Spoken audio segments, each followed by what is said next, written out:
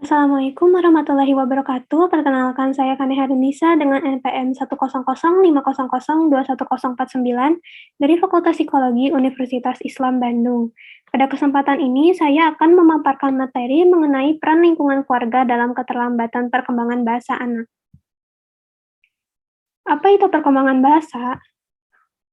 Perkembangan dapat diartikan sebagai bertambahnya kemampuan atau skill dalam fungsi dan struktur tubuh yang lebih kompleks dalam tahap yang teratur dan dapat dilihat dan diramal. Anak memiliki beberapa tugas dalam perkembangan, salah satunya adalah perkembangan bahasa atau language, yaitu kemampuan dalam merespon terhadap suara, mengikuti perintah, dan berbicara spontan. Perkembangan bahasa menurut Piaget dapat dijadikan sebagai tolak ukur kecerdasan anak di masa depan. Di masa itu, anak menguasai kemampuan bicara, namun mereka masih harus tetap belajar sampai mereka mencapai kemampuan berbahasa orang dewasa. Apa itu keterlambatan bicara? Keterlambatan bicara merupakan suatu gangguan dalam perkembangan bahasa anak yang sangat sering dialami oleh anak di usia dini. Menurut Harlock, seorang anak dikatakan terlambat bicara apabila tingkat perkembangan bicara berada di bawah tingkat kualitas perkembangan bicara anak seumurnya, dan dapat diketahui dari ketepatan penggunaan kata. Keterlambatan bicara atau speech delay dapat dibagi menjadi dua klaster. Yang pertama, gangguan speech delay fungsional. Gangguan keterlambatan bicara ini dapat tergolong rendah dan juga ringan. Gangguan ini dapat terjadi dikarenakan kurangnya stimulus dan pola asuh yang tidak benar dan kurang baik dari lingkungan sekitar anak. Yang kedua, gangguan speech delay non-fungsional. Gangguan keterlambatan bicara ini merupakan sebuah akibat karena adanya sebuah gangguan bahasa reseptif seperti autism atau ADHD, atau yang disebut Attention Deficit Hyperactivity Disorder, yang dialami oleh anak. Keterlambatan bicara pada anak di usia dini dapat disebabkan oleh beberapa faktor yang terbagi menjadi dua, yaitu terdapat faktor internal dan faktor eksternal. Faktor internal penyebab keterlambatan bicara antara lain yang pertama genetik. Kerusakan pada kromosom dapat menyebabkan gangguan dalam bicara dan bahasa. Kerusakan di kromosom ini juga memiliki hubungan dengan gangguan membaca.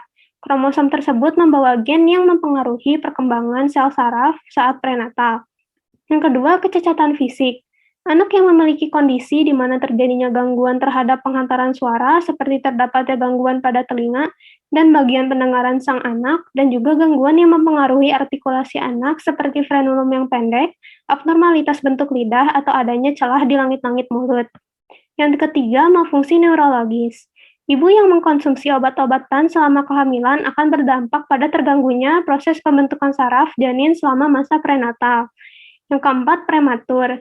Rendahnya berat badan bayi pada saat lahir dapat menjadi indikasi bahwa nutrisi yang diedarkan ke dalam tubuh belum optimal, dan bayi yang lahir dengan kondisi prematur juga dapat mengalami kondisi belum sempurnanya pembentukan beberapa organ. Anak dengan kondisi tersebut akan mengalami keterlambatan dalam perkembangannya. Yang kelima, jenis kelamin. Keterlambatan bahasa lebih banyak dialami oleh anak laki-laki dibandingkan pada anak perempuan dikarenakan level tinggi dari testosteron pada masa prenatal memperlambat pertumbuhan neuron di hemisfer kiri. Sementara faktor eksternal penyebab keterlambatan bicara yang pertama adalah lingkungan keluarga. Lingkungan keluarga yang buruk dapat membuat perkembangan anak menjadi terganggu dikarenakan pengabaian dan kesibukan orang tua yang menyebabkan anak tersebut kurang stimulasi. Hal itu dapat menyebabkan kemampuan berbahasa anak tidak terlatih dengan baik. Yang kedua, status sosial ekonomi. Status sosial ekonomi yang rendah dapat meningkatkan risikonya terjadi keterlambatan bicara pada anak. Orang tua yang tidak mampu secara ekonomi akan lebih sibuk untuk memenuhi segala kebutuhan pokoknya dan tidak memperhatikan perkembangan anaknya. Yang terakhir adalah jumlah anak. Semakin banyaknya jumlah anak, maka akan menyebabkan kejadian keterlambatan bicara semakin meningkat. Dikarenakan anak yang banyak akan mengurangi intensitas komunikasi antara anak dan orang tuanya. Apa faktor penyebab yang sering dijumpai pada kasus keterlambatan bicara? Pada saat ini, faktor penyebab keterlambatan bicara pada anak yang paling sering menjadi masalah adalah lingkungan keluarga. Lingkungan keluarga sangatlah berperan penting dalam perkembangan kognitif dan bahasa anak. Pernyataan tersebut didukung oleh teori yang dikemukakan oleh sarjana asal Rusia bernama Lev Vygotsky. Dia percaya bahwa bahasa memainkan peran penting dalam mengembangkan keterampilan dan pengetahuan baru.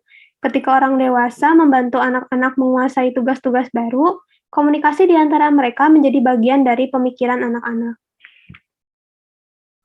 Keterlambatan bicara pada anak dapat memberikan dampak negatif kepada anak tersebut, baik di masa kini maupun di masa yang akan datang.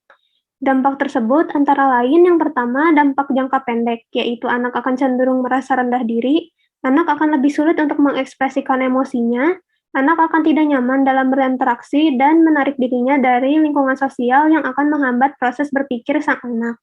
Yang kedua, dampak jangka panjang.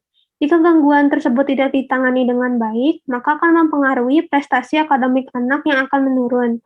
Anak pada masa dewasanya akan sulit untuk mendapatkan pekerjaan yang tepat, dan juga akan mengalami kesulitan bersosialisasi dan rentan mengalami masalah kejiwaan.